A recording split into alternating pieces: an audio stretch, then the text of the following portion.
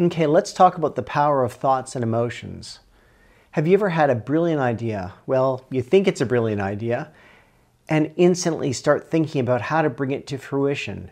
Your mind starts firing off different, unique, fantastic ideas, and you become lost for a while in your mind's journey of making your vision come true. We've all done this, right?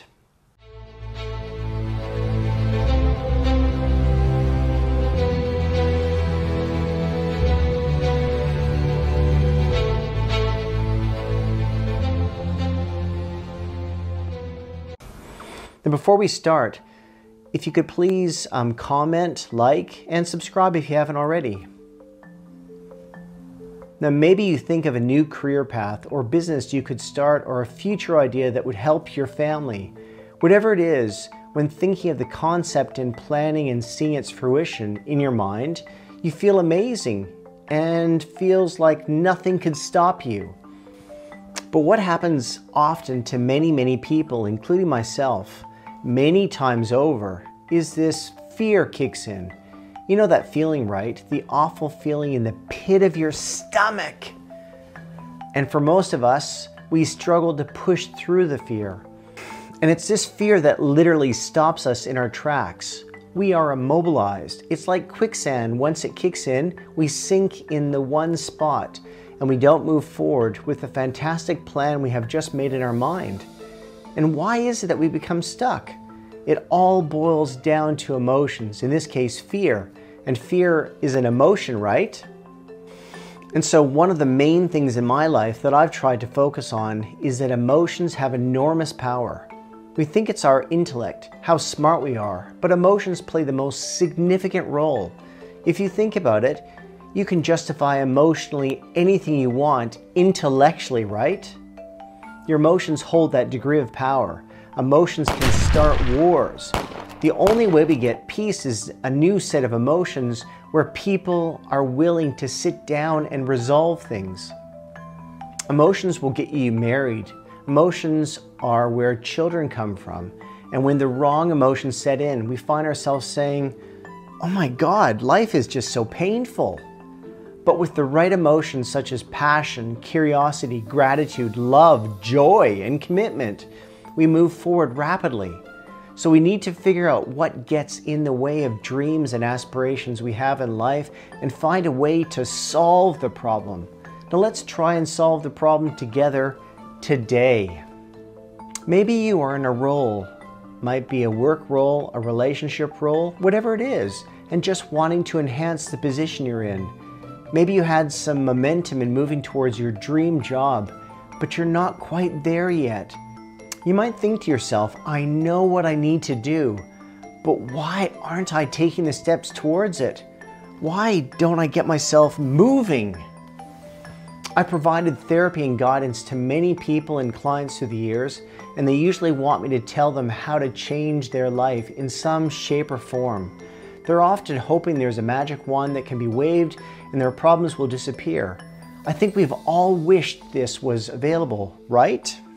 The simple tool you can use, and I use it with myself, is understanding and then harnessing the power of our thoughts, the words we use in our minds day after day, what we say to ourselves.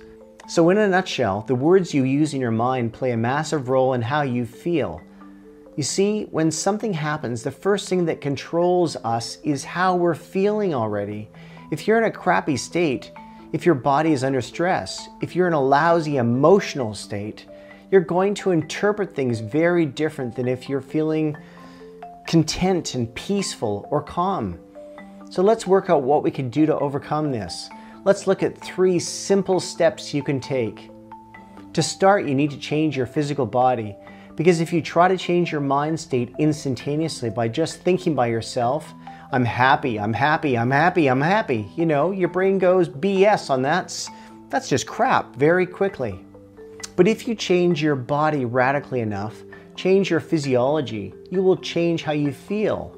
But only if you change it radically. And so one way you can do this is to use your voice, the way you move, or the way you breathe.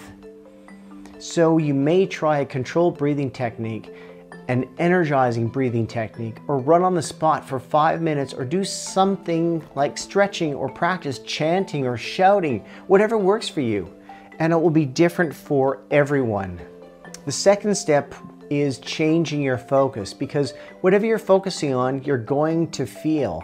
You know, if you focus on what's wrong, everything's wrong. You're going to feel more down and sad, etc. What about if you start to focus on what's correct? So yes, some things may not be going to plan, but what is going well? And so controlling what you focus on is another skill, and this goes hand in hand with the third point. The third thing that controls how you feel is the meaning we give things. As soon as you focus on something, whatever that may be, you have to decide what it means to you. Is this the end of the beginning? See, if you think it's the end of your career rather than an exciting venture into a new career, or the end of a relationship versus the possibility of a new relationship, you're going to have a completely different mindset, different emotions, and from those emotions, you're going to act very differently. Now let's look at an example of a relationship in more detail. If you think it's the end of a relationship, are you going to behave the same way as if you think it's the beginning of a relationship? No. I don't think so. And I tell people, when you're at the beginning of a relationship, your whole focus is on how to impress them, right? To say the right things, do the right things, etc. You want to do more for them, and you're not measuring what you're getting. But as a relationship develops, sometimes what do? You start measuring.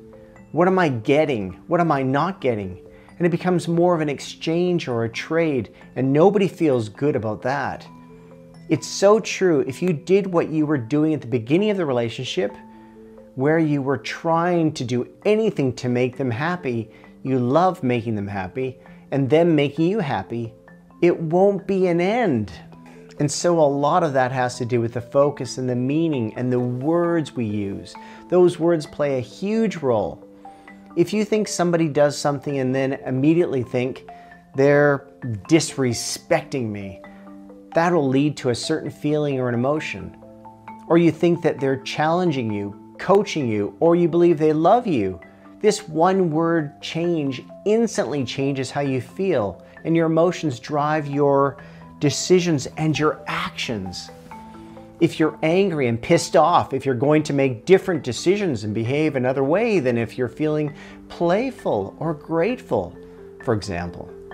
So another fundamental strategy is to understand the words we use and which ones are a habit, in that we all have specific thoughts on a playback loop that we hear in our minds over and over again. And it's these habitual thoughts that create our emotions. Have a think about this for yourself. Do you know some of your habitual thought patterns that lead to difficult emotions? We all have them. Sometimes we just have to do a little bit of digging to actually identify them. We're all constantly perceiving things around us, and the information around us is funneled through our brain, and we then create words or sets of words that describe what it means for us.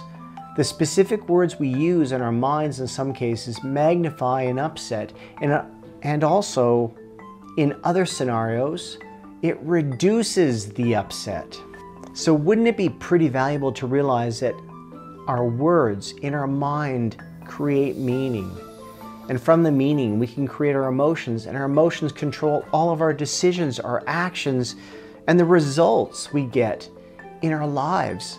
Like it's pretty powerful stuff, I think. I hope this has given you something to think about. The powerful nature of our minds and our emotions. Try to spend some time journaling some of your thoughts on paper over the next week. Try to pick up on any patterns in your thoughts or your habits. Now, thanks very much for watching, and if you could please leave any comments, likes, and if you haven't subscribed, please do so. See you in the next video. Bye for now.